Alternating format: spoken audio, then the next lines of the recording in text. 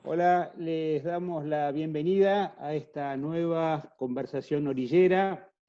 Este ciclo está organizado por la revista Orillera, que edita la Universidad Nacional de Avellaneda, y la intención es reflexionar en medio de la pandemia con protagonistas de distintas áreas sociales sobre justamente la situación de crisis, la situación de casi catastrófica en el que estamos inmersos, y bueno, y pensar también en el porvenir. Esta emisión se está transmitiendo por las redes sociales de la universidad, por la radio UNDAP, y también la está emitiendo el Ministerio de Cultura con su programa Formar Cultura. Saludo a mis socios en este proyecto, Matías Brera, a Zeta, saludo a Daniel Guillán, que está operando los controles, y hoy vamos a conversar sobre el arte en pandemia. Quiero darle la bienvenida primero a nuestros invitados. Saludo a Ricardo Bartiz, actor, dramaturgo, productor teatral. Hola, Ricardo, bienvenido. Saludo a Liliana Herrero, cantante, intérprete, filósofa. Hola Liliana, buenas tardes. Y saludo a Pedro Saborido, Hola. productor, guionista, director teatral. Bienvenido, Pedro. Bueno, Para introducir el tema, claramente estamos en medio de una conmoción general, una conmoción de nuestros hábitos, de nuestra forma de vida, y hay una situación paradojal. Por un lado, el arte vuelve a mostrar un papel central en eso que llamamos humanidad. Ha penetrado en nuestras casas vía digital, con música, con teatro, con poesía, con lecturas. Nos ha sacado de la idea de un cuerpo solo biologizado y temeroso del contagio para llevarnos aquello que esencialmente nos constituye, que es el arte, la belleza, el diálogo, la relación con los otros. Quiero comenzar conversando que mientras pasaba esto, mientras los consumos culturales, vamos a ver después de qué calidad o de qué eficacia penetraban en nuestros hogares, la situación era que los artistas y los trabajadores de la cultura viven una situación absolutamente de penuria. El arte con público fue lo primero que se paró y va a ser lo último en volver a funcionar. Por lo tanto, me gustaría comenzar con este tema para que compartamos. Ricardo, si querés comenzar esta conversación, te damos sonido.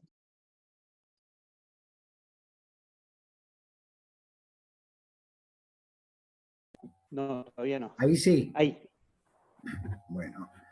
Bueno, allá te había saludado Liliana. Hola Pedro, ¿qué tal? Hola Rodolfo. Hola. Sí,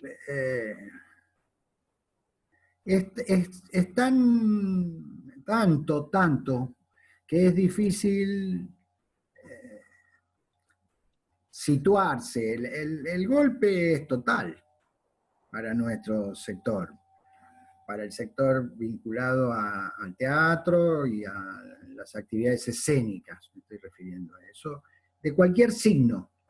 En el caso del teatro alternativo, que es la expresión que yo represento, se le complica mucho porque el teatro alternativo sostenía, sobre todo los lugares o ciertas personas, se convertían en docentes teatrales para poder mantenerse activamente vinculados al teatro, actuaban cuando podían y daban clases como una forma de sostenimiento o de los lugares de ensayo o de la propia existencia.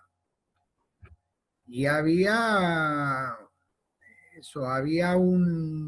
y hay en general un acostumbramiento a aceptar que no que es una actividad que no tiene mucha importancia, que se dice para las fechas el teatro alternativo, la ciudad de Buenos Aires con cientos de espacios independientes, el lenguaje teatral de vanguardia, aportativo en los festivales. Se dice todo eso en los actos de gobierno. Ahora, en términos de la realidad, nunca nos dieron nada. Lo que nos dieron eran migajas, obligándonos a transformarnos todo el tiempo en un modelo más cercano a lo que nosotros no somos. Porque el teatro alternativo tiene una necesidad de tener espacios alternativos a los modelos tradicionales, y tiene una necesidad de convocatoria y de funcionamiento que no corresponde en relación a hacer una cantidad de funciones, una cantidad de veces por semana, etcétera, etcétera, etcétera. O sea, pedidos de parecernos o transformarnos en aquello que nunca quisimos ser. Y que nos permitió producir lo que hemos producido. Y eso que se valoriza. Entonces, pero supongamos en un área que no es estrictamente la que yo me sitúo, pero los actores profesionales que deben estar que trinan, porque la televisión sigue paseando ficción extranjera y sigue pasando tonterías que podrían construirse o pasarse películas argentinas, o pasarse series, o otorgar algún tipo de plan estratégico para que esa cantidad de actores y de actrices pudieran desarrollar algo mínimo, algo, pero ya no para sostener el teatro, porque el teatro está en coma. Hasta que no venga la vacuna y no se modifique ostensiblemente la realidad, el teatro no se puede realizar. No hay ni un sucedáneo de lo teatral. No es que se va a ver teatro filmado, va a haber experiencias audiovisuales. Entonces digo, es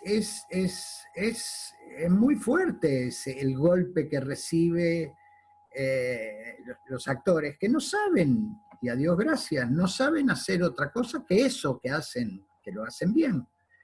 Como nunca ese lugar fue estrictamente valorizado, ahora aparece brutalmente el problema, porque hay gente que no tiene nada, que no tiene nada de nada, que no puede pagar sus cuentas, que no puede pagar los alquileres. El 70% de las salas alternativas de la ciudad de Buenos Aires, que son muchas, que son más de 150, va a cerrar. En los próximos meses van a ir cerrándose, porque no pueden afrontar los gastos. Ya no se pagan las cuentas, pero aún así no pueden sostenerse. Entonces, digo, es tan dura la realidad, tan penosa, que es difícil pensar, por decir así, pensar de una manera creadora y creativa, porque la crisis es tremenda. Y ya no digo la crisis del lenguaje, me refiero estrictamente a que la gente, un sector importante, los compañeros vinculados al teatro alternativo, no tiene para comer. Digamos, así de simple, no tiene entrada, no puede. Eso. Porque además en el caso de los actores es más extremo, porque hay en las instituciones oficiales un pensamiento en relación a los espacios. Y entonces, tanto el Instituto Nacional de Teatro como Proteatro en la ciudad mantienen su compromiso de los subsidios a los espacios, que siguen siendo ridículos en relación al precio. Los siguen entregando en tiempos municipales, pero por lo menos reciben.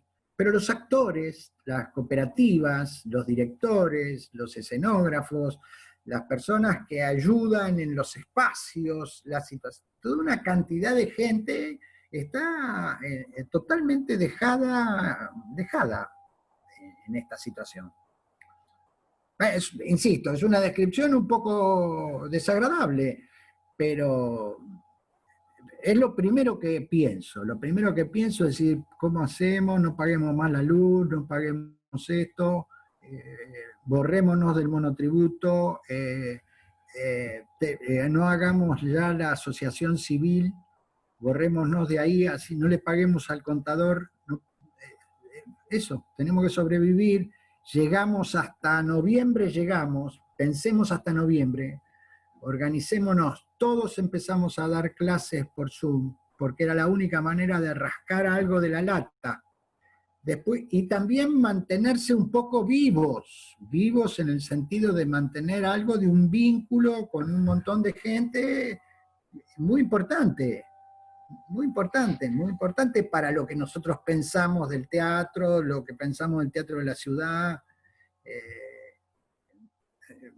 Tratar de no perder esa relación. Y rascar unos mangos para poder seguir comiendo y pagando algunas cosas. Y otras, decir, bueno, iremos no pagando, llegado un momento, digo, me refiero en este caso al esportivo, ¿no? No puede pagar, no pueden, bueno, no las paguemos. Bien, bien. No, es una obviedad todo lo que digo, eso se multiplica y además hay que dar cierto pudor porque hay gente que, bueno, vos lo sabrás también, Rodolfo, claramente porque en las islas también hay un sector de gente que está en un estado de abandono y de desesperación, ¿no?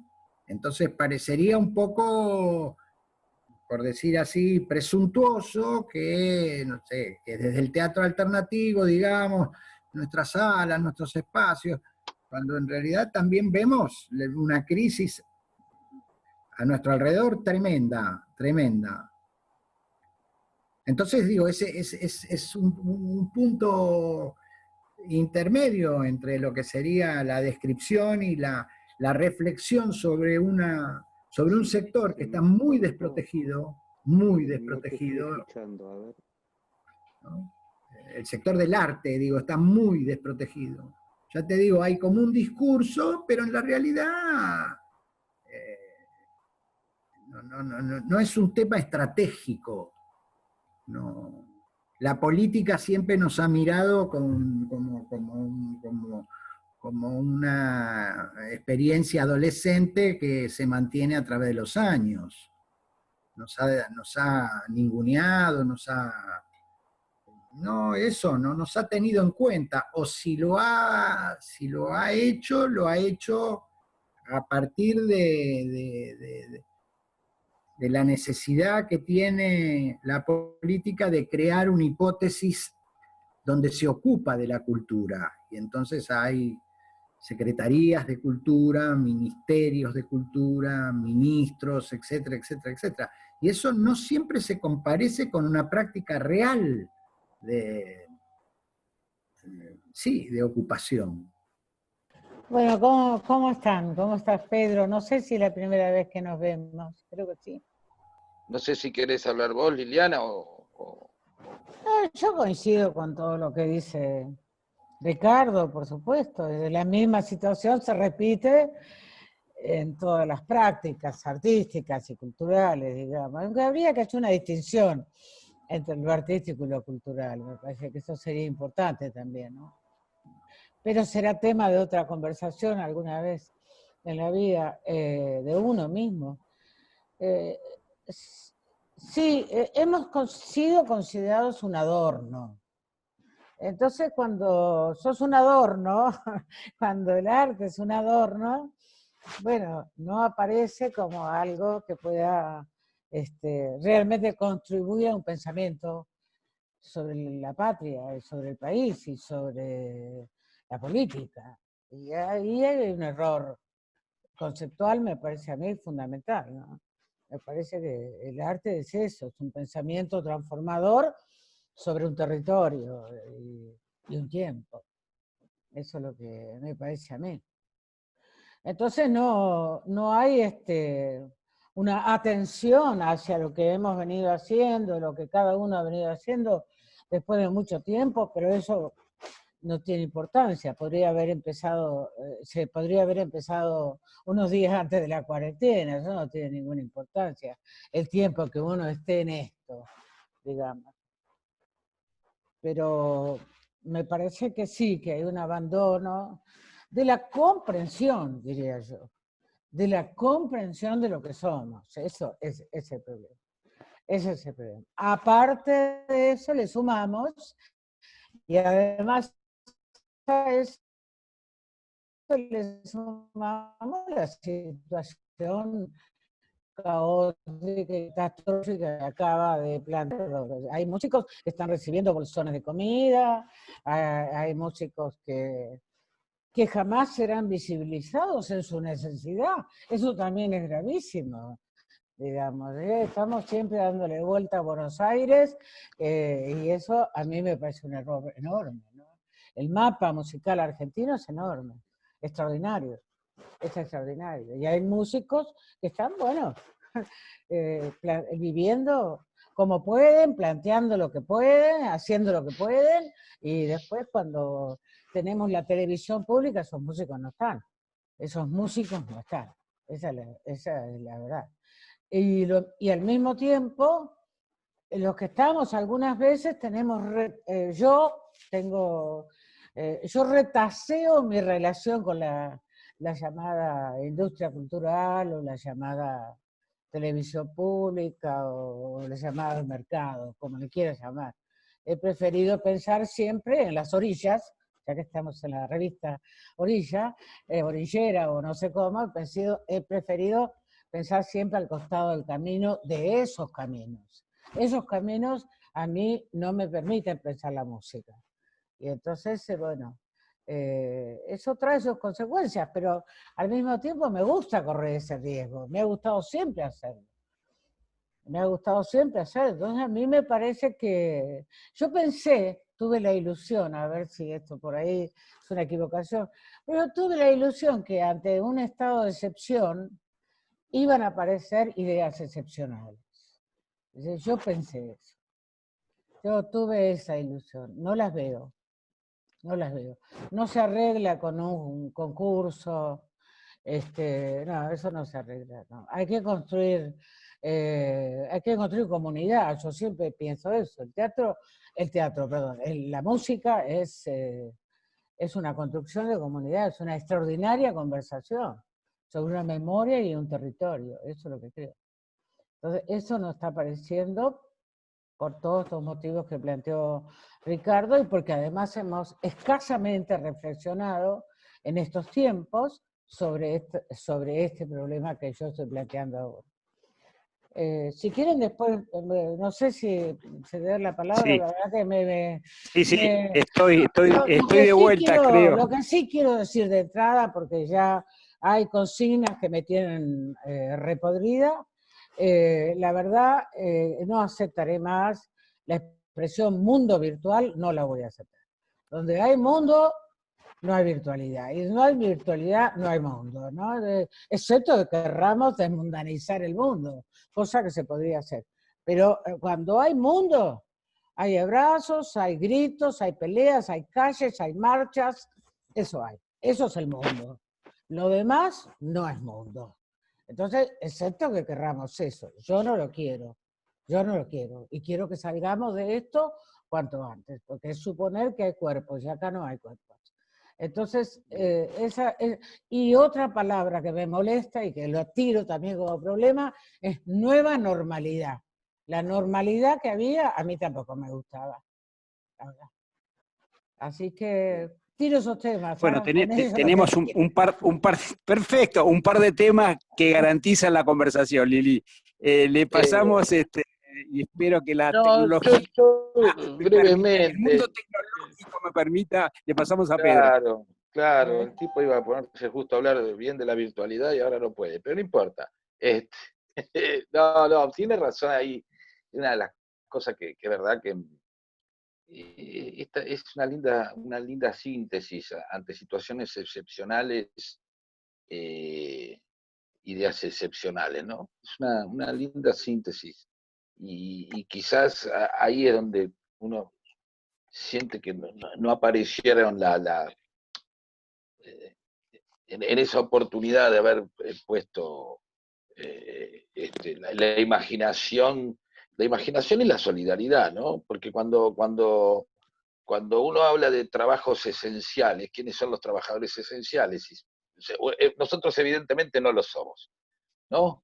Es decir, quedamos atrapados, como decía Samawi al principio, sabiendo que lo último que va a aparecer, dado que somos un adorno o el arte es un concepto decorativo, vamos a quedar al final de todo esto.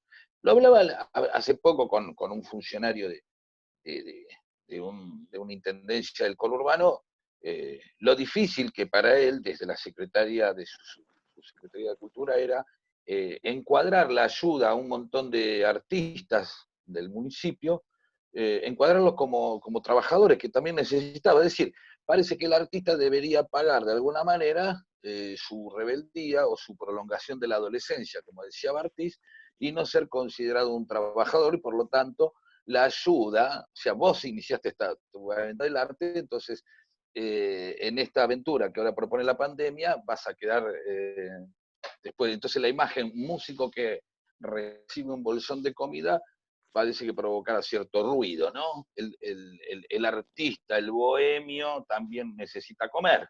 Entonces todo aquello que es ese mundo idealizado que desde afuera ven de los artistas, como diciendo, vos tenés un teatro independiente, y vos te la pasás cantando, Liliana, que se la pasan, de pronto se encuentran con unas ideas, los espacios pagan una habilitación, pagan el gas, los músicos también tienen que comprar ibuprofeno o lo que necesiten, y resulta que ahí aparecemos en una realidad donde no nos tenían considerados. Y es verdad que esto ha sido como un latigazo, ¿no? De pronto aparece otra vez la idea de la meritocracia, lamentable. Es los artistas que se pueden reconvertir, aquellos que dicen, bueno, yo hago streaming, yo doy clase, yo arreglé con PlateaNet, y aquellos que no lo pueden hacer. Es decir, aquellos que no lo pueden hacer, automáticamente con una especie de selección de planteada de la tecnología y desde la pandemia, se quedan absolutamente afuera de poder hacer cualquier cosa, ¿no? Y quedarán merced de la solidaridad. Me parece que es muy lindo esto que están, no es muy lindo la realidad que pintan, pero sí la exigencia de generar un artefacto que permita contener tanto aquellos que pudieron afrontar esto y que pudieron, por características personales, capacidades económicas o capacidades tecnológicas, reconvertirse y terminar haciendo cosas. Yo veo el gran esfuerzo que hacen, sobre todo en la música y el teatro, que es precisamente, vos fijate, el otro día pensaba, así como los Beatles en su momento pudieron dejar de tocar en vivo gracias a que podían vivir de la industria fonográfica, hoy lo único que nos salva de la virtualidad y que salva al artista es lo presencial. O sea, yo puedo acceder a todas las experiencias del mundo que quiera de esta pantalla, ¿sí? Puedo ver teatro belga, puedo escuchar a un músico japonés, pero lo que no me puede dar esto es el rito de de estar y presenciar la potencia que tiene una persona arriba del escenario. ¿No? Eso es irreemplazable. Y eso es lo que por ahora hoy está suspendido. Entonces quizás la primera frase de lo próximo es la urgencia de ver cómo se puede generar o atender una red para que se pueda contener a los artistas, que también son seres humanos. Digo, no como un detalle. Y esto me parece que aparecen así soluciones a medias, pero evidentemente por lo que están contando y lo que cuenta Ricardo, con mucha crudeza, no estaría sucediendo, ¿no? Me parece. Quizás ahí es donde, como decíamos al principio, esta idea de no podemos salir, necesitamos ideas aparte de optimismo y discursos, ¿no? Ideas y ejecuciones de esas ideas. Y esta idea de no aceptar tan porque si no, cada uno vive, viste, en el mundo del que se entera, ¿no? Y yo vuelvo a conectar con esto que está diciendo Ricardo. A veces rápidamente nuestra cabeza se va para otro lado, la misma virtualidad, la misma pantalla te va llevando y te va contando un mundo, y de pronto volver a la realidad de lo que le está pasando a un montón de compañeros, visualizar eso me parece que es importante. Si no, estamos otra vez construyendo una fantasía. Bien, estoy absolutamente de acuerdo con trabajar las políticas del testimonio, que de alguna manera es lo que esta primera ronda dio, demostrar la situación no nueva, sino que se agudiza la precariedad en la que ya estaba el sector. Pero me parece que además del testimonio me gustaría, si podemos avanzar sobre algo que planteaba Liliana, sobre la falta de propuestas extremas ante una crisis extrema. Que seamos capaces de poder reflexionar sobre cuáles serían estas políticas públicas necesarias, posibles, quizás en algunos casos utópicas, pero que no dejan de ser, para ustedes, gente con mucha experiencia en cada uno de sus campos, posibles soluciones para evitar este derrumbe final que pronostica Ricardo y que yo creo pero yo que no pronostico, acertada. Yo no pronostico. Bueno, 60% de las salas cerradas es prácticamente, ¿no? No, yo no pronostico una especie de cosa apocalíptica en general. Me parece que la pandemia también revela un orden que ya era injusto y pone de manifiesto la brutalidad del sistema, una injusticia realmente abominable, que la pandemia la pone teatralmente en funcionamiento, como la tragedia antigua. De repente una fuerza superior a los hombres los toma, los posee y determina el funcionamiento social. Pero la pandemia revela, digamos, hubo en un momento dado una primavera democrática diciendo el virus nos ataca a todos por igual. Es mentira eso. Es mentira. A los pobres los ataca mucho peor porque sus cuerpos no tienen defensas, porque están en estado de disponibilidad, porque no tienen alcohol en gel, porque no se pueden lavar las manos, porque no tienen agua. Viene a poner en acto la vergüenza del sistema, el horror, los acontecimientos más degenerados, por decir así, de la humanidad, que parece no aprender, porque lo que charlábamos antes de empezar acerca de la quema de los pastizales frente a Rosario, parecería que no se aprende aún en el horror de estar destruyendo toda la existencia y toda la vida, ¿no? La ambición psicótica, disparatada, estúpida de acumulación de dinero, de poder, nos lleva a esto. Y hay intentos de situaciones mínimamente excepcionales, mínimamente. Por ejemplo, cuando se planteó grabar la riqueza, no de todos los que deberían grabarse la riqueza, sino de un sector minúsculo, 12.000 cuentas que perderían el 1,5% de los montos siderales que tienen, que no les alcanzan las generaciones por venir para gastar. Se intentó eso, y la política,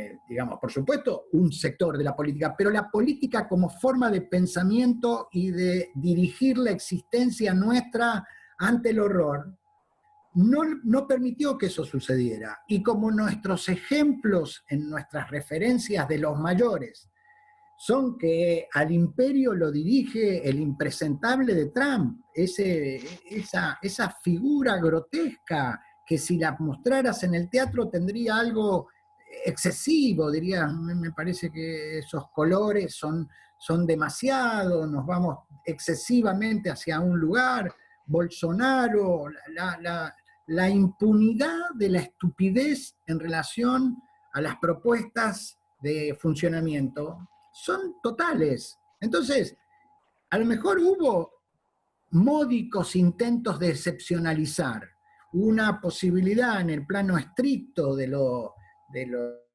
económico sería eso, tener más para repartir. Si las áreas dependientes del Ministerio de Cultura, en este caso las instituciones que aportan al teatro, o a la música, o a la danza, o a la pintura, etcétera, tuvieran presupuesto que venga de ese impuesto, o de esa colaboración excepcional, los nombres, ¿no? Si inmediatamente lo que aparece es un discurso vinculado al comunismo, si aparece también en el cuerpo social manifestaciones de gentes con banderas apoyando a Vicentín y siendo nosotros atravesados culturalmente por esa propaganda y esas puestas en escena de afirmar lo que nos hunde, es dificilísimo animarse a pensar medidas excepcionales, porque las medidas excepcionales tendrían que ver también con el pueblo movilizado. Digamos, si no hay pueblo, no hay política. Hay, digamos, especulaciones. Como recién decía brillantemente Liliana, si no, no hay mundo. O lo que hablaba también antes ella de las conversaciones sin los cuerpos. Después habrá mejores respuestas, más inteligentes, más, no sé, más atractivas en relación a ir aceptando un tiempo totalmente distinto. Por ahora estamos en una incertidumbre. La orilla o lo orillero, a mí también me suena eso, a estar en un borde. Estamos en un borde entre la vida, la muerte. En términos teatrales yo pienso, sin formular ninguna cosa anticuarentena, ni formular que las personas se arriesguen, pero va a llegar un momento que en algún momento dado habrá un teatro clandestino. Si no, digo, va a llegar un momento que la situación, digamos, va a estar en juego la existencia de la realización del acontecimiento con la vida, algo un poco extremo, pero va a llegar, porque ¿qué vamos a hacer? ¿Qué vamos a hacer? Los que actúan, los que dirigen, obviamente los que cantan, los que pintan, cualquier actividad, no lo digo en un sentido depositario de algún elemento peculiar. Por un lado, el riesgo es la situación de lo que hablábamos, la realidad económica, pero también algo un poco más poético, que sería esto que hablaba recién Saborido, el vínculo, la situación entre el que especta y el que escucha, el que mira, eso es constitutivo del teatro. Es su fuerza, esa es su apoyo de construcción. Todo lo demás viene después, el relato literario, el relato espacial, la actuación. ¿Quién lo produce? La actuación. Ese fenómeno singularísimo, único, absolutamente excepcional, efímero, que eso lo produce la actuación. ¿Qué va a hacer la actuación? ¿Va a simular que actúa para la cámara? ¿Va a simular que...?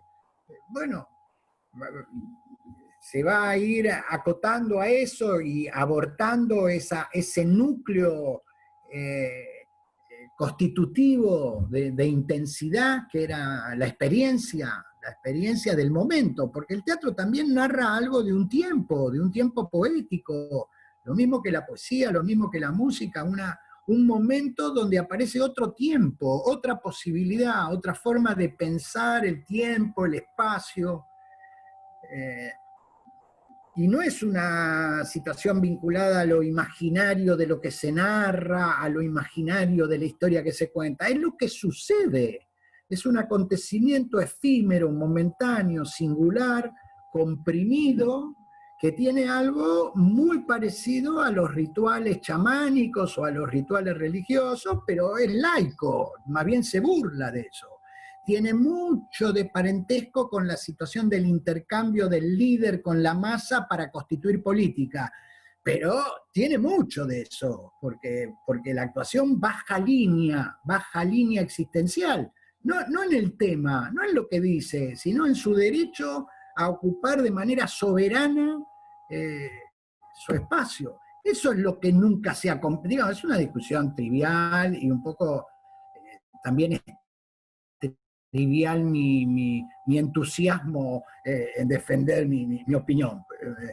Me siento un poco ridículo, pero es lo que nunca han entendido la gente con la que nos hemos tenido que sentar a intercambiar con la política, las personas que han tenido responsabilidad en lo que se denomina lo cultural en este país.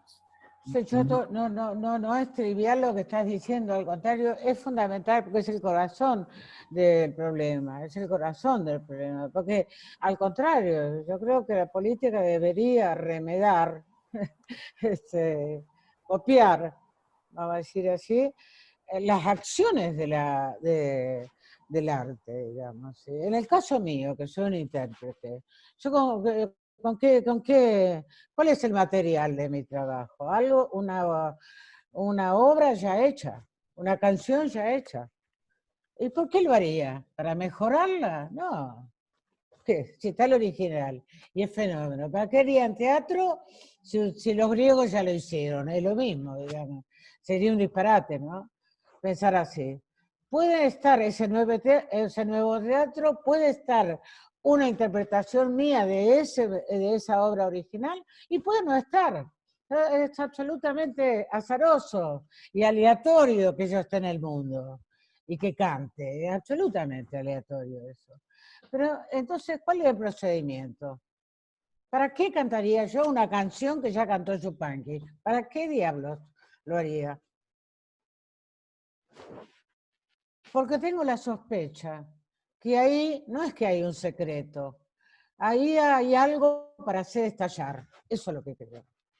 Entonces, sacar una cosa de un lugar y ponerla en otra. Mirá si la política no podría tener como eje ese principio. ¿O no es un acto transformador y revolucionario absoluto sacar una cosa de un lugar y ponerlo en otro? ¿Mejor? No. ¿Lo necesita el original? No. Pero no hay voces nuevas sin voces antiguas. Y no hay voces antiguas que no sean interpeladas por las voces nuevas. Ese es el problema. Ese es el corazón del arte y ese es el corazón de la música.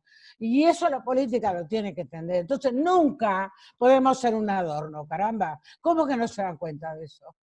Si es un acto político lo que hacemos, más allá de lo que cantemos. No necesitamos ningún panfleto para subir al escenario. Ninguno. Ninguno. Eso es lo que me molesta a mí. Si no nos sentamos a discutir con la política en serio sobre cuál es el procedimiento del arte, nunca vamos a lograr una comunidad transformadora, verdaderamente transformadora. Eso es lo que quiero decir. Y lo quiero decir con todas las letras, porque estoy cansada de todo esto. Y ahora tenemos que inventar en los marcos de estos que son absolutamente mortuorios y limitantes. Eso es lo que tenemos que hacer, donde no están los cuerpos, donde no está la respiración de aquel que está con la respiración atada hasta que concluye el acorde. Por favor, esto es lo que tenemos que discutir. Las universidades, los intelectuales, la política, los artistas. Esa es mi posición, disculpen la vehemencia, cierro el coso. No, ninguna vehemencia. Al contrario, Pedro, son cargas de energía, son cargas, si hay algo que estábamos hablando del horror que muestra la pandemia, es que muestra que también pasó el macrismo, ¿no? Y ese macrismo ha dejado empoderada a muchísima gente, quizás a una parte horrorosa de la sociedad argentina, ¿no? La que no tiene ningún problema en ponerse a quemar campos, si vos sentís como una impotencia de suponer que no tenés ley para impedir que un montón de tipos quemen campos. Y a eso simplemente le pongamos una mirada de que es la preocupación de un par de ecologistas nada más, ¿no? Y decir, no hay ley que los pueda parar, no hay Estado que los pueda parar. 200 tipos deciden hacer una marcha anticuarentena, mientras vos no podés poner el cuerpo, mientras vos no podés tener que quedarte encerrado en la casa, asistís con impotencia, ¿cómo se permite que y se le dé cámara y protagonismo a mil enajenados, empoderados precisamente después del paso del macrismo? Es decir, el macrismo deja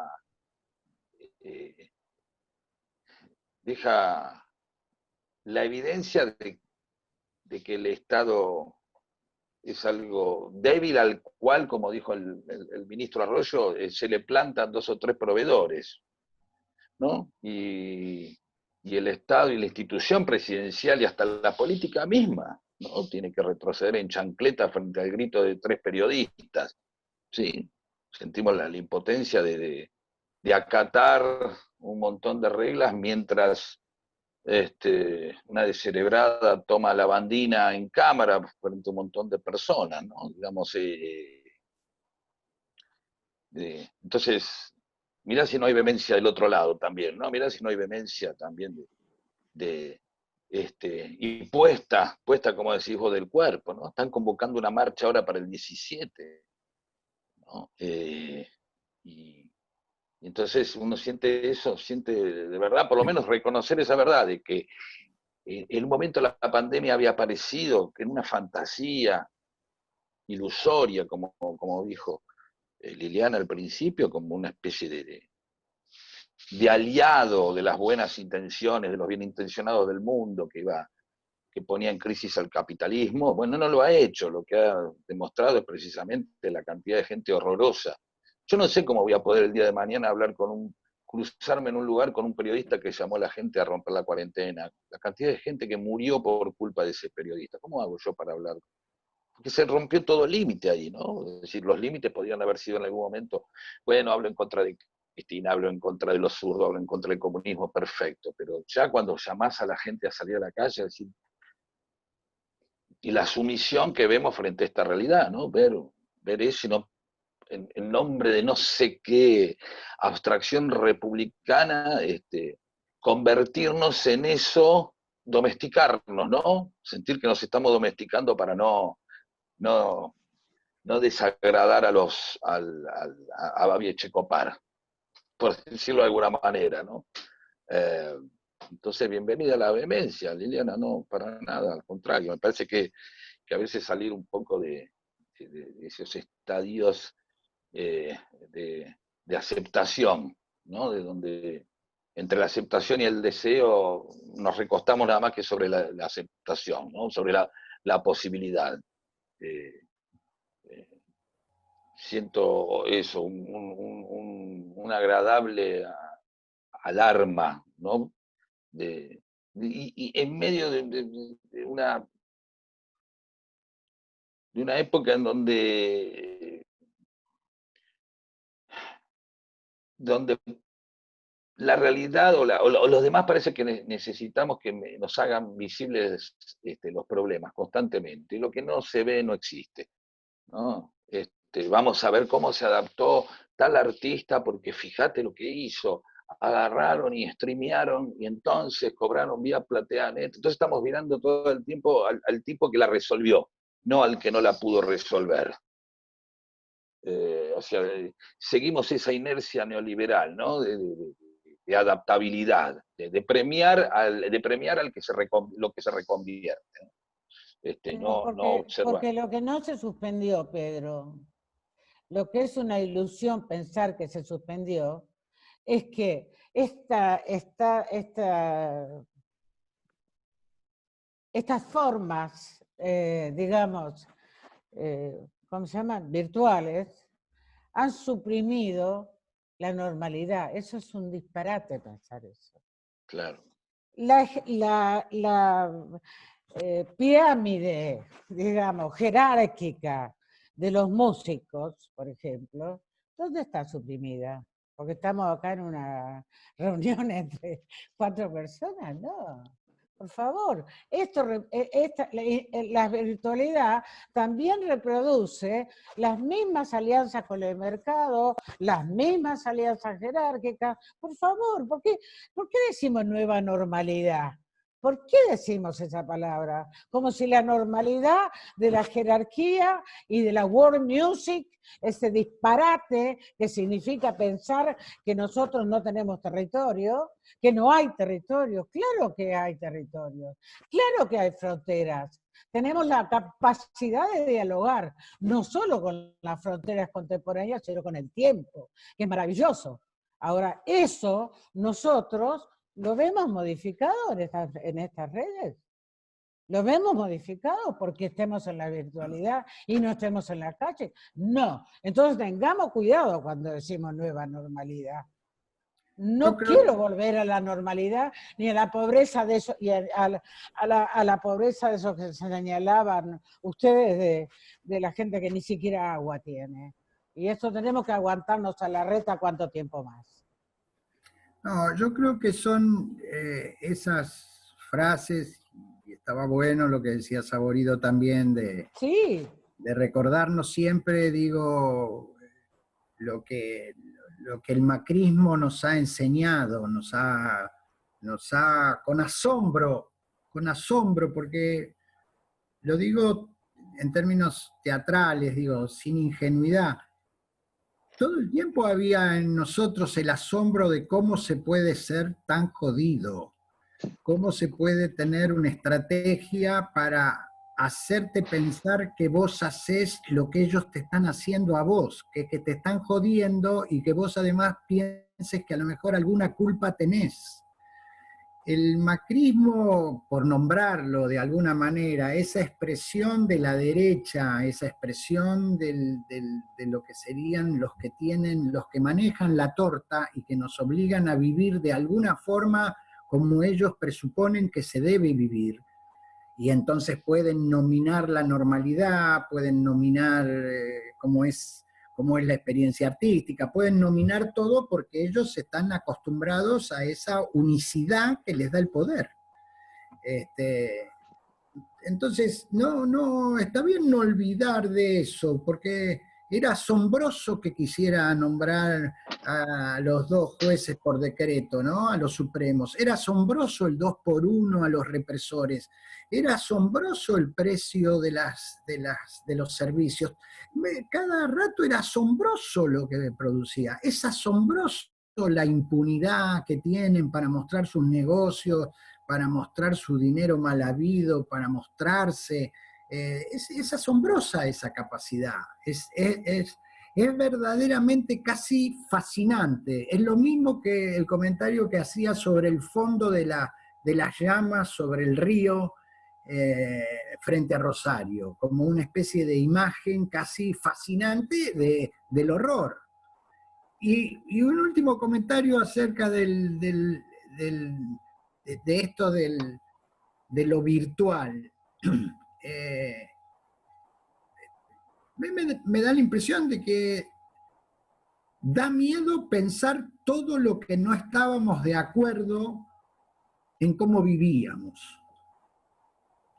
Que da miedo pensar todo lo que verdaderamente nos distancia a veces entre nosotros, cómo hay algunas expresiones que son antihumanas, no solamente antipoéticas, sino son antihumanas, que ponen en peligro el sujeto que sería ya el planeta. No lo digo desde ninguna cosa ecologista, me refiero a algo del temor de poder pensar qué mal que estábamos antes. Tal vez la ilusión fue que la pandemia inicialmente nos iba a hacer pensar en eso, en decir, che, no se puede más, no se puede más, no se puede más con ciertas cosas, ¿no?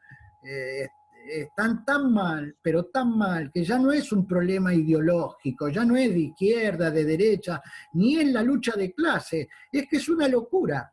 Es que hay un universo que está psicótico y que formula una propuesta psicótica hacia lo humano. Y que entonces no hay ninguna norma que no sea la subjetividad, el enunciado. Y eso se ha generalizado. Se ha generalizado, todo se banaliza, la televisión banaliza todo, todo lo convierte en tabla rasa. Bueno, eso, Liliana hablaba del tiempo, el tiempo como una valorización del tiempo, no por una cosa solemne, pretenciosa, litúrgica, pero el tiempo humano, la posibilidad de percibirlo en la escena o en la música o en las actividades vinculadas al arte, la posibilidad de que eso se instale como un tema posible de vivenciar.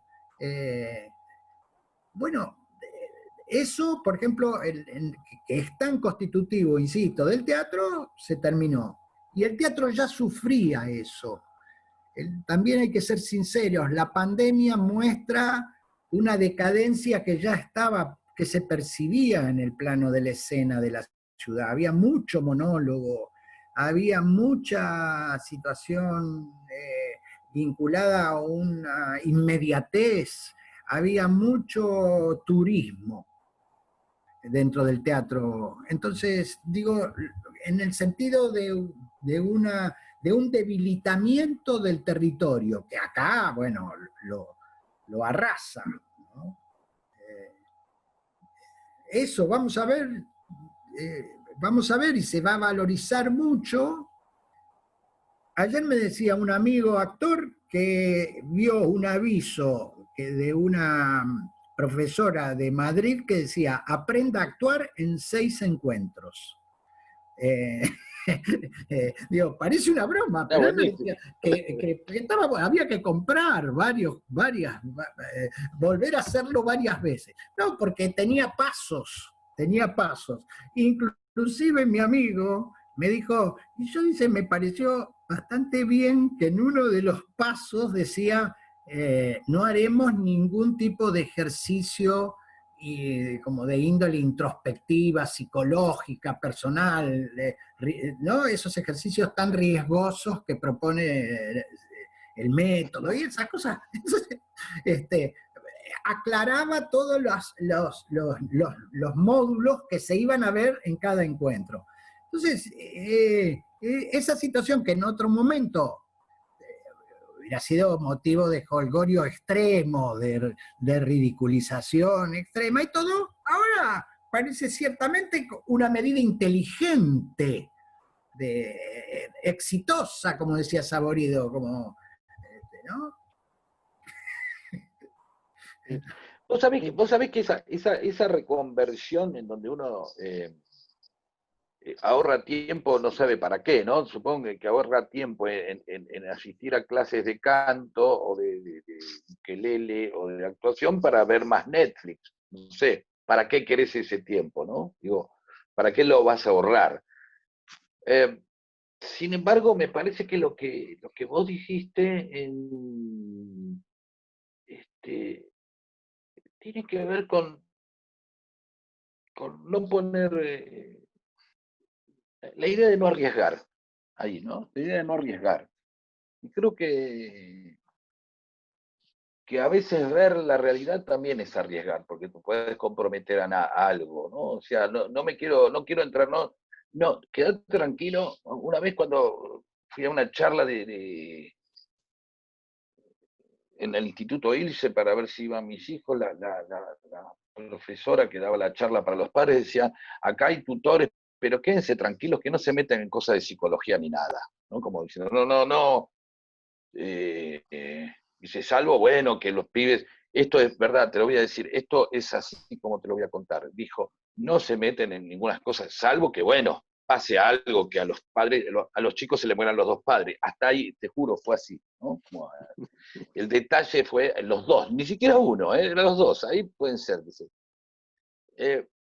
Y tiene que ver con este momento. Vos fíjate en donde incluso nosotros depositábamos finalmente en la pandemia el confort de que las cosas se transformen, ¿no? Le hicimos como una especie de compañera pandemia, ¿no? Bueno, el virus nos va a hacer reflexionar, el virus, como decías vos en esa tragedia griega, aparece algo desde el cielo que nos va a hacer ver y todos vamos a aprender como si fuera...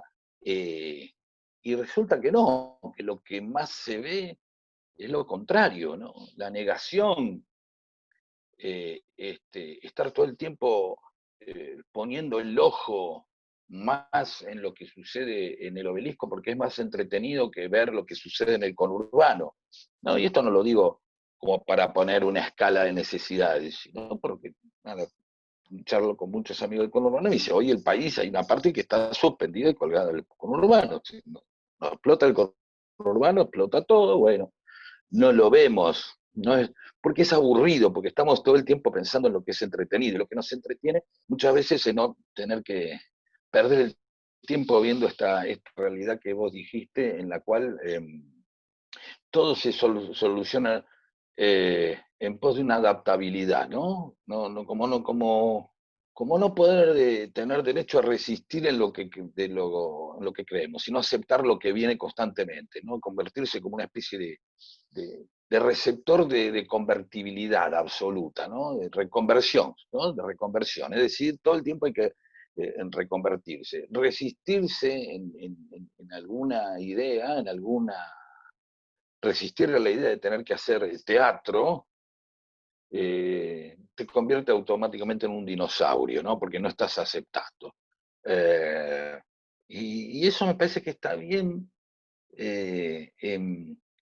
ponerlo, porque, como dijiste vos, uno de los problemas que va a tener, que tenemos mucha gente, porque esto, a ver, esto dividió las cosas entre quién podía sostener esta situación o no. Supongamos, un músico o un actor, por hablar eh, tenía algún ahorro, por lo que fuera, ¿no? Porque le fue bien en una temporada o porque vendió el auto de alguien, del padre o lo que sea, no vive la misma manera las cosas de alguien que no tenía un ahorro. Mirá de qué lado estaba la pandemia, no es lo mismo aquel que tenía asegurada. Entonces, claro, cuando vos decís en estas medidas tan básicas, che, excepcionalmente no podemos en determinado momento, frente a lo que hay, empezar a defender a los actores mínimamente con proponer a los canales, ni proponer, mira vos, proponer, ¿no? Digo, establecer que se emita material nacional, en medida, estoy hablando de cosas mínimas, ¿no? O el caso de la música, es una medida excepcional mínima, es decir, me acuerdo, y disculpa, Liliana, ¿vos te acordás el impulso que tuvo el rock argentino cuando tuvimos un problema con Malvinas? ¿No? Una guerra. No, tuvimos que tener una guerra para decir, ¿qué pasa si en vez de pasar a Pink Floyd pasamos a Juan Carlos Baglietto? ¿No? Digo, creo que son momentos en donde también tenemos que animar a decir, no es un momento de ver una cuestión de mercado. Lamentablemente la novela turca tendrá que esperar, hay mucho material de argentinos, lamentablemente tendremos Aspen, sería bueno que, digamos, yo lo que siento es que estamos como rehenes de un comportamiento, de una especie de elegancia constante que hay que tener frente a algo que es precisamente una rémora del macrismo. O sea, estamos todo el tiempo teniendo que cuidar unos modales, cuando los modales como para estar en una fiesta. ¿No? Siempre estamos como un patobica que nos dice qué podemos hacer o no podemos hacer por una supuesta opinión pública, de la cual parece que yo no pertenezco porque siempre es lo que piensan los otros, ¿no? No lo que pensamos nosotros. Le tenemos tanto miedo a la palabra proteger, cuando podríamos decir proteger Digamos, ¿protegés a tus hijos? Bueno, protegés a tus artistas. ¿Qué tiene de malo la palabra proteger? ¿Qué tiene de malo en determinado momento poner algo, un poco de autoridad en medidas mínimas que podrían decir estas, que decís vos? Che, van a pasar todo en la tarde. Resulta que todo el material, los periodistas, obviamente, todos los programas son de entretenimientos. No hay ningún programa de ficción, pero te dicen, no, ¿cómo el actor va? No se van a poder besar en cámara. No sé, lo que sí es que si sos periodista, panelista o conducís un programa de entretenimientos, podés seguir haciendo televisión. Yo no veo, hasta Sebrelli aparecía en televisión, ¿no? Pobrecito, que ahora lo tenemos ahí. Lo que pasa es que hacía un personaje muy sólido, Sebrelli. Claro, bueno, por eso forma parte del Es un entretenimiento. personaje que muy sólido, con una construcción histórica muy sólida, y que viene de tiempos es como si Luis Sandrini reviviera y dijera que tenemos que ampliar la mesa. La utilización digamos, del modelo del éxito, de los que tienen, que ya la armaron, digamos, los que la armaron. La idea de que hay algunos que la armaron y otros no la armaron, no la supieron armar y tienen la culpa de no haberla armado. Eso es una vieja construcción escénica y con el mismo modelo que tiene la construcción del relato teatral, que es la idea de crear una hipotética ficción que me beneficia y desarrollarla, insistir, hasta que finalmente se constituye en canon cultural. Y entonces las cosas son así. Y cualquier intento de modificar las cosas como son va a entrañar, como decís vos, Saborido, los riesgos de la sanción. Lo que pasa es que mi impresión es que yo nunca vi tan fuertemente instalado el discurso psicótico. Un discurso que a mi entender es psicótico, que no entiendo que defiende ciertos intereses, entiendo que genera cierta política, entiendo todo eso, pero me parece que está apoyado en una falta de registro muy grande de la realidad, de lo real en el sentido profundo, y que esa sectorización y esa militancia en sectorizar el pensamiento hace que en determinado momento algunos líderes políticos acá y en el mundo están, lo que se dice, locos. Están locos, no se puede pensar, no se puede discutir, no hay intercambio alguno porque la situación está dogmatizada de tal manera que no hay otra forma de pensarse, sería. A veces lo de la televisión a veces es paroxístico. Es verdaderamente, uno lo ve si está de buen humor, va a tomar unas copas de más, con cierta benevolencia y se divierte, pero es un teatro de comedia muy berreta, pero muy berreta. Mirá que el teatro de comedia es un género noble y atractivo, pero una berretada imposible. Tal vez, y en ese sentido Saborido es una expresión dentro de lo que sería lo teatral, en consonancia obviamente y en vínculo extremo con Capusotto, motoriza la posibilidad, ese mundo tan disparatado y tan loco, la posibilidad de generar un contralenguaje, un contrapensamiento, una forma de tomar algo de ese universo y poetizarlo y convertirlo en el terreno de la sátira en una forma de pensamiento de oposición, de contracultura sería. En ese sentido pertenecen también a la tradición histórica de la actuación popular, a la tradición histórica de la actuación popular que anticipa la problemática que no resuelve la política y la pone en acto de juego de actuación, la resuelve.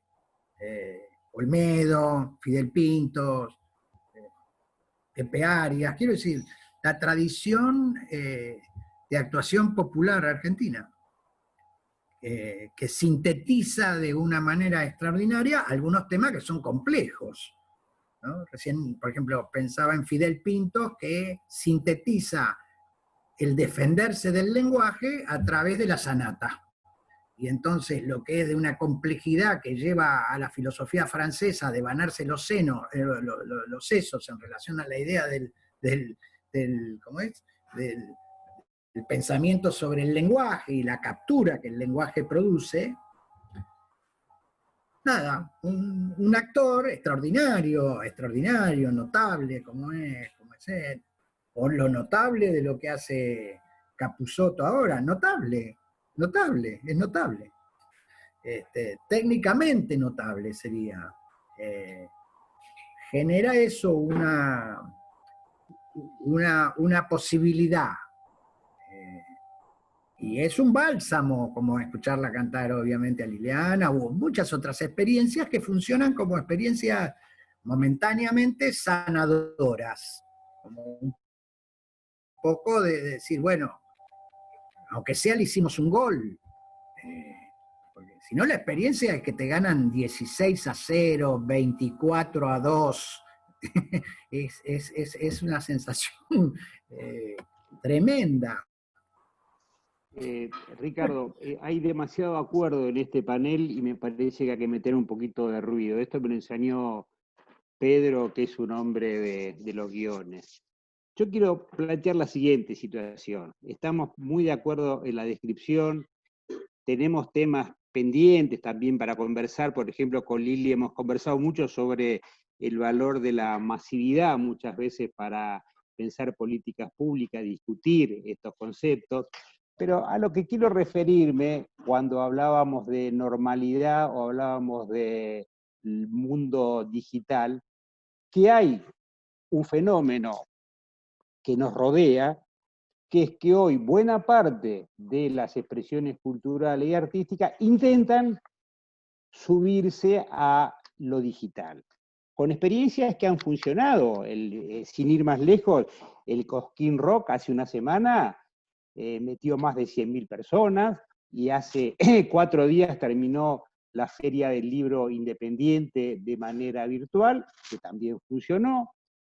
Entonces, estamos ante un escenario que por lo menos con viento a favor vamos a estar 6 meses sin posibilidad del contacto, de lo público.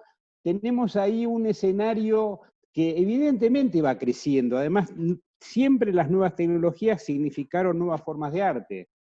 Solo pensar en el cinematógrafo, digamos, o en la fotografía. Entonces, yo los invito, aunque sea para que me destrocen, no soslayar una situación que está instalada, que va a tender, a mi juicio, a crecer, y que si queremos justamente incidir en la discusión política o cultural, tenemos que, además de claramente decir que eso, el otro día decía alguien que el teatro por televisión es como mirar un cuadro con braille, puede ser, pero es algo que está instalado y que lo último que tenemos que hacer es dejar de lado situaciones que vienen apareciendo. Entonces, gente tan representativa de la cultura sería, y los invito a reflexionar sobre esa línea que se abrió y que no creo que sea solamente contingente, y que, bueno, de alguna manera tenemos que, entre el mundo real que dice Liliana y esta cosa virtual, encontrar cuáles son los vínculos o cuáles son las formas de abordarlo y de pensarlo. Lo dejo ahí como para que ideas para que yo la te destrocen. hago... no. Me gustaría arrancar a mí para no dejar que cualquiera de los muchachos o Liliana cierren. Dele, Pedro, dele usted. Que es muy Recién cuando decía esa parte que solamente por ahí pueden sintetizar o transmitir a algún artista, que pueden, por lo cual funciona el arte, ¿no? Por lo cual la gente va, porque este, ¿por qué va una persona a sentarse con otras 300 o 5.000 o 40.000 o 20, no importa, a ver a alguien que está cantando arriba de un escenario y trae una voz, como decía, de una canción que hizo otro, o porque alguien va a ver una mentira al teatro, ¿no? Uno se sienta para ver un tipo que está haciendo algo que no es verdad y sin embargo puede suspender la incredulidad un rato y fascinarse o dejarse fascinar, algo está dando, algo está completando, algo que el mundo o el resto de la realidad, que la política, el capitalismo, quien sea, no le está pudiendo dar a esa persona, ¿no? Por eso está el teatro, por eso el tipo va al teatro. Este, y aún va al teatro, aún pudiéndose quedar en la casa mirando Netflix, ¿no? Decíamos, ningún formato tecnológico terminó de desplazar nunca a los otros formatos. En todo caso, los abrió, ¿no? El teatro, o sea, que haya un disco y que los Beatles no actuaran más en vivo no significó que mucha gente no quiera ver a un artista en vivo. La gente va, quiere verlo, quiere estar, quiere tener el contacto ese. La gente sigue siendo al teatro. Eh, Incluso sigue siendo al cine, ¿no? Aún teniendo sus pantallas. Eh, Es decir, cada cosa se fue abriendo y se fueron compartiendo, ¿no? A lo largo de la historia. Eh, Nada desplazó totalmente a lo otro, sino que abrió una nueva posibilidad o un nuevo lenguaje. Eh, Creo que lo que vos decís no es para... Creo que no hay... Me preocuparía aceptar sin una postura crítica o reflexiva frente a lo que nos propone la tecnología. Es decir, entregarme a la tecnología como una especie de, de entidad superior, por lo cual debo aceptarla, eh, no me parecería la mejor manera de encarar lo que viene. Es decir, yo estoy seguro que esto, cuando baje esta inundación, va a aparecer, todos estamos transmitiéndonos por televisión, es decir, ahora, esto no quita esta fantasía por la cual mi primer encuentro con Liliana o con eh, no a partir de su arte, sino personal, haya sido a través de un cuadradito, no quita, no va a poder quitar, y tenemos que defender que no quite lo presencial. Lo tenemos que defender, ¿no? Estamos acostumbrados a unos niveles de eficientismo, en lo cual, che, pero si es más eficiente, en vez de tener un teatro, transmitir las obras por Zoom, te da más guita y pa. O sea, ese eficientismo nos está quemando la cabeza, o sea, todo termina en el Excel. Eso es lo que nos está liquidando como seres humanos, la eficiencia, el tener que ser eficiente, cuando la felicidad y la vida muchas veces no se corresponden con la eficiencia. No tienen nada que ver con... Para Liliana podría ser más eficiente cantar sus propios temas. Bueno, che, te llevas la de esa de ahí también. ¿Entendés, Liliana? Y vos decís, no, pará, yo no es lo que siento, lo que vengo a hacer. ¿Se entiende? Parece, mira, Bartiz, hace stand-up que con uno, viste, un microfonito, uno y otro, salís y la llevas. Ay, no, pero bueno, es una obra de teatro, para mí son 7 tipos arriba del escenario. Oh, loco, pará, tengo gasto de remis. Eso es lo que nos está haciendo. Esa eficiencia es la misma por la cual un tipo van y se ponen a quemar campos, en nombre de esa eficiencia. En nombre de esa eficiencia nos estamos liquidando como seres humanos. Entonces, cuidado con la tecnología, digamos. Cuidado con abandonarnos simplemente porque es lo que viene. El novedismo. Una vez vi un afiche, voy a aprovechar que no hay gente de cine acá para poder decirlo, espantoso, del Bafisi. Espantoso. Decía, ya viste a Fellini, ahora mirá lo nuevo. Decía, ¿por qué yo tengo que abandonar a Fellini en nombre de algo nuevo? O sea, lo nuevo tiene el mismo valor que Fellini. No sé, por ahí es una basura lo nuevo. ¿Quién dice que lo nuevo? Entonces, esta valoración del futuro, de lo nuevo, de cómo, es eso con lo que tenemos que tener cuidado. Entonces ahí sí me gustaría siempre recordar las vehemencias que escuché hoy, que tuve hoy a la tarde acá, y que me quedan en mi casa, y me las guardo esas vehemencias para saber que guarda con los entusiasmos acríticos. Cuidado con los entusiasmos acríticos. So pena muchas veces también, como dijimos recién, de que rápidamente nos van a amonestar por amargos, por Claro. cuestionadores, ¿entendés? Ahí viene la amonestación, no, pero vos siempre, pero Liliana, otra vez, qué dolor de bolas, che, esta mina, ahora otra vez vino, ¿entendés? Esas cosas también nos matan, todo el tiempo tenemos que ser domesticados, tenemos que ser positivos, tenemos que estar de acuerdo y tenemos que aceptar las cosas como vienen. De eso nos tenemos que cuidar mucho, simplemente. Es decir, tengamos cuidado con la tecnología, digo, Rodolfo, aceptémosla, pero sabiendo siempre que puede ser una gran trampa, porque las trampas están siempre a la orden del día, ¿no? Es eso. Así que con Sí, esto prefiero cerrar mi momento. Bueno, quiero decirte que estoy totalmente de acuerdo. Me encanta lo que ha dicho Pedro. Me encanta. Yo tengo, diría, un ejemplo en la música que me parece que es fundamental. Lo primero que quiero aceptar sin más de lo que dijo Pedro es guarda con el retiro de la crítica. Guarda con el retiro de la crítica. No es cierto que por retirar la crítica estemos mejor y además y que estemos mejor porque estamos más acomodaditos a las formas que nos presenta ahora estos horizontes, porque no voy a decir mundo virtual. A mí las nuevas tecnologías siempre me provocaron la mayor nostalgia por las tecnologías anteriores, siempre. Y eso hace a la historia del oído. Eso hace a la historia del oído. No es lo mismo escuchar un sonido comprimido, no es lo mismo de un CD o de Spotify que escuchar un vinilo. No es lo mismo, pero físicamente, auditivamente no es lo mismo. Escuchamos más. Eso lo perdimos. Mira qué lindo. Mira qué lindo. ¿Eso te parece un triunfo de la sociedad y del mundo, de la historia? A mí no me parece un triunfo eso. Me parece un retroceso extraordinario. Me parece un retroceso extraordinario. Y otra cosa quiero decir. No es cierto que nosotros podemos referirnos a la tecnología exclusivamente como utilidad o como eficiencia, como decía Pedro, pero como utilidad. Es como herramienta. No, es cierto, es un recorte de la realidad, la tecnología.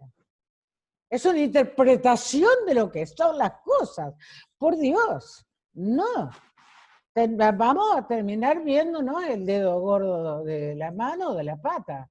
Y vamos a estar contentísimos creyendo que nos comunicamos. No, me retiro de ahí. Me retiro de ahí. Lo voy a hacer. Es más, voy a hacer un streaming. Voy a hacer un streaming. Pero me lo voy a inventar de tal modo que nadie tenga la más absoluta duda de que yo sé que todo eso es un bolazo. Eso es lo que voy a hacer. Voy a hacer un streaming.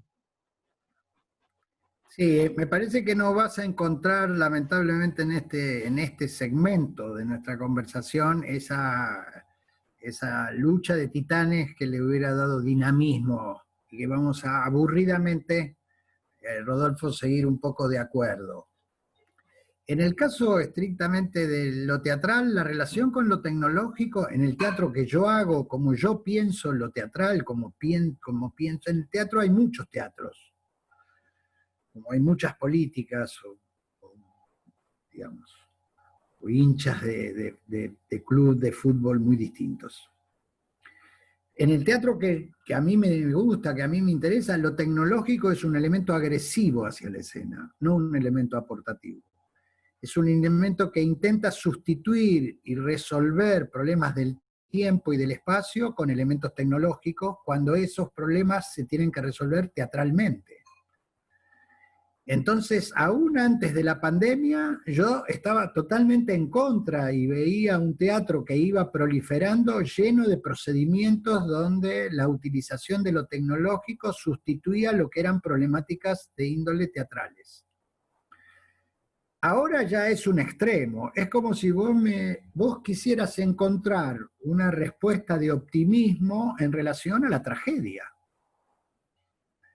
Quiero decir, vos querés que nosotros le encontremos en esta situación una apertura para pensar la tecnología que va a ser dadora de una nueva cosa. Esa cosa entonces no tiene nada que ver con lo que yo conozco como lo teatral y lo que a mí me genera empatía y pertenencia a ese universo, a esa patria, como hablaba Liliana, a una patria.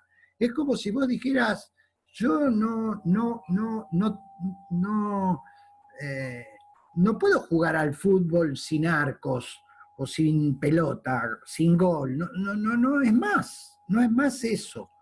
Entonces, parecería que el peligro es, en aras de tratar de no melancolizarse y en aras de tratar de tener una mirada de progreso, en ese sentido progresista, uno buscara denodadamente algo bueno en esa aparición de la necesidad de lo tecnológico. Yo te insisto, en lo estrictamente teatral, y es más, aún siendo más, ¿no? Reduciendo más en relación al teatro al que yo adhiero y que a mí me interesa, que es el teatro de la actuación, de los actores, eso no existe, hasta que no esté la vacuna, no existe más. Y todo lo demás es un intento, como ya te dije, un sucedáneo, un intento lo digo con buena leche, de ocupar el tiempo, de ganar un mango, de tratar de inventar algo que me mantenga en contacto, hasta tanto pase la tormenta, pero no me puedo confundir que eso es el juego. Estamos jugando otro juego, otra cosa que tiene un vago parentesco, pero no hay pelota, ¿viste? Entonces, nada, estamos en una especie de extremada ficción. A ver, dos aclaraciones. A Rodolfo lo estamos Sí. deprimiendo, me No, parece. para nada, dos aclaraciones. Una, no busco entretenimiento porque nada más entretenido que la inteligencia, y acá sobra. Uno. Dos, no invitaba a ninguna exaltación de la tecnología, simplemente, como hizo alguno que algo sabía de cultura como Benjamin, se puso a pensar por qué el ratón Mickey era tan exitoso. Digo, simplemente no despacharlo muy rápido las cosas que se van imponiendo, porque nos hace perder lo que pedía Pedro, justamente un sentido crítico para analizar el mundo que nos rodea. Dicho esto, y les agradezco que hayan sido bastante benévolos en la provocación o la respuesta a la provocación, me gustaría que podamos, porque yo creo que hay algún tipo de responsabilidad del lado del mundo de los artistas. Decía al principio Ricardo, nos obligaron a hacer algo que nunca quisimos ser, y sé que se resistió el teatro alternativo, pero es muy posible que haya habido siempre respuestas muy fraccionadas, muy poco asociadas, digamos, para que no nos piensen o no los piensen a ustedes como el alimento del alma. ¿A dónde hemos llegado para que se piense que el arte solo es un alimento del alma? Entonces, yo los invito a una ronda final para que podamos imaginar en lo posible alguna forma para que dejemos de lado la cultura Uber, el emprendedurismo, todo eso que se ha demostrado que es catastrófico para el arte y para la cultura, y yo creo que la Argentina sí tiene un acumulado, una experiencia como para poder animarse alguna vez, y quizás esta situación extrema de crisis lo permita, exigir desde el mundo del arte y de la cultura una atención diferente que yo, y me hago cargo de lo que yo, nunca se tuvo desde las políticas públicas en términos integrales. Le paso a Liliana, me parece que seguro que algo tiene para decir sobre este tema. Esa frase de que es el alimento del alma, la rechazo así de plano, ¿no es cierto? Porque, no, el arte son cuerpos lacerados en la risa y en el llanto, eso me parece. Son cuerpos destruidos, son cuerpos que están a la cercanía del final. Eso me parece el arte. Y es una memoria de un territorio y de un tiempo. Es un que va y viene, ni siquiera está siempre presente, como es la memoria. Un vaivén escandaloso y precioso, pues te permite meter algo inventado en los huecos. Eso. El arte es eso, es una reflexión. Cantar es pensar una patria, para mí. Cantar es pensar una patria. Cuando uno canta, piensa una patria. Piensa un territorio y las vibraciones y la densidad de la historia de una patria. En diálogo con los legados universales y con todos los países del mundo, cercanos, lejanos, no importa. No importa. Eso es. Eso es. Por eso es profundamente político el arte. Gracias, Liliana. Ricardo, te veo con ganas de aportar. No, porque es muy estimulante lo que dice Liliana, por eso. Me dan ganas de darle un beso, eso, darle un beso, porque sí, la palabra patria como territorio ganado desde el arte es una cosa conmovedora. Para la época, un poco ridícula, conmoverse por tener esa presunción o esa pretensión de poder creer que uno tiene una mirada del hombre, del mundo, en el momento de realizar lo que realizase, aunque estuviese contando un chiste, porque no se trataría, lo dijo muy bien Liliana, me parece que yo hablé sobre eso, es no confundir el que hay que nominar el tema para que el tema aparezca. Ningún panfleto, decía, creer que tiene la realidad para producir un arte revolucionario, en el sentido más estricto de la palabra. Y también una situación de trascendencia, un espíritu de trascendencia. Hay en el intento de cantar, de hacer una obra, de pintar, de jugar al fútbol, un intento de trascendencia, de encontrar la respuesta a una incógnita que está en uno, que es que la vida tiene que ser de otra manera. No puede ser lo que nos formulan, no puede ser tan mediocre, no puede ser tan elemental, no puede ser tan egoísta, tiene que haber otra posibilidad. Y entonces buscar también denodadamente fundar esos territorios que tienen una moral, que tienen una ética y que discuten con lo real, discuten políticamente con lo real, aunque sea de una manera módica, porque no quieren hacer política, se quieren mantener en el territorio de lo poético, no de la política, porque la política, para eso está la política. Entonces, ese elemento tan simple, pero tan fundante de de algo que tiene ese valor, el riesgo es que si los elementos para ese acontecimiento no están dados, como pasa en este momento, porque no hay posibilidad de encontrarse, produzcan gran tristeza y gran depresión, una tristeza enorme, como le produce a cada uno de los argentinos o de las personas que están en cualquier lugar del planeta la conciencia de los límites que la pandemia le genera. En este caso, si uno toma poéticamente las palabras que dice Liliana, uno se queda sin patria, sin territorio, sin posibilidad de ejercicio de lo más profundo de su yo, de lo más profundo, de ese yo diluido que aparece en el arte, de esa cosa poética. En el caso de la actuación, la capacidad poética que tiene la personalidad de tensarse en el instante de actuar. Seguramente en el canto debe pasar lo mismo.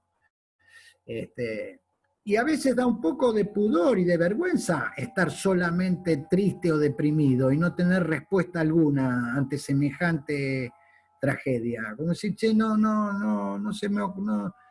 me dan ganas de hacer esto, o no me dan ganas de hacer esto otro, o no puedo, no tengo ganas de mirar la pared fijamente, pero es un disparate. Sí, porque es una situación que nos atraviesa como disparate. Es un disparate los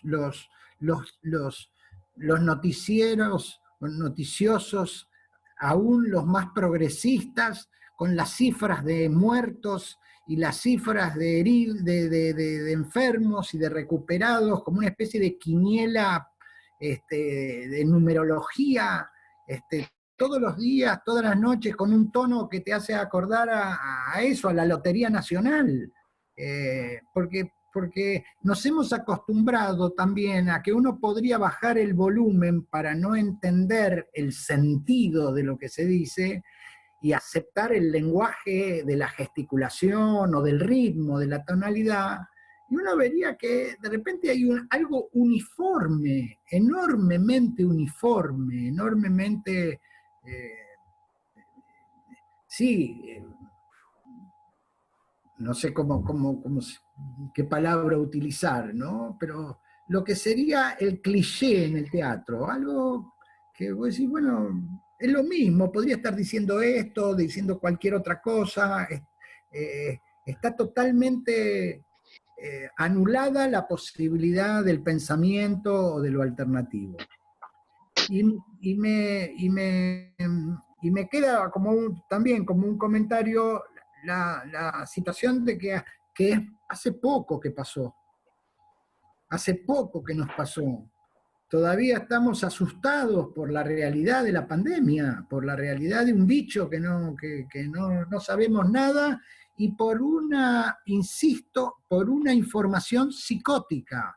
Vos podés ver en el mismo día la gente tomando un café en Vía Véneto o mojándose los testículos en el Mediterráneo, y al mismo tiempo en ese mismo país tenés una información de que se están muriendo una X cantidad de personas, etcétera, etcétera. Quiero decir, algo donde no te es para nada clara la dimensión de la tragedia, digamos. Entonces me parece que es muy poco el tiempo, que va a haber que dejar pasar un poco de tiempo más, a ver cómo se responde. Yo no creo que aporte, yo coincido con Liliana, yo creo que lo que va a ser es una situación donde uno va a extrañar, para algunas prácticas, va a extrañar algunas cosas, ¿no? Bueno, nada, no tengo mucho más que decir, que despedirme y agradecer varias cosas. Agradecer las palabras, patria, poética, arte, y darnos cuenta, me gustó mucho hoy escuchar tanto, eso no lo quiero y de eso no tengo ganas y no voy a hacer eso que querían que yo fuera. Es lindo volver a escuchar. Sabemos que siempre uno navegamos entre la aceptación y el deseo, ¿no? Pero el arte está más cerca del deseo que de la aceptación, ¿no? Como dijimos, dejemos la aceptación a la política. Nosotros ocupémonos más del deseo. Así que, bueno, gracias por este encuentro y nada más que eso. Esperemos encontrarnos en algo que no sea un Zoom. O por lo menos una red digital con un nombre argentino, ¿no? Red digital Florencio Parravicini, no sé. Inventemos otras cosas. Bueno, yo quería agradecerles a ustedes, la verdad que fue una conversación súper interesante, conmovedora, una muestra de la capacidad que ustedes tienen. Y los voy a despedir con dos frases. Una que nos escribe ahí Leonardo Leandro Torres tomando una frase de Liliana que dice: el arte es reflexionar sobre una patria, ¿no? Y luego, para irnos un poquito esperanzado, es una frase del Boccaccio, ¿no? Dice: así como el final de la alegría suele ser el dolor, las miserias se terminan con el gozo que la sigue. Esperando el gozo que la sigue, los abrazo y les agradezco mucho su participación. Chao. Bueno, chao, muchas gracias. Muchísimas gracias. Chao. Chao, chao. Gracias, querido. Liliana. Gracias a todos. Chao, Rodolfo.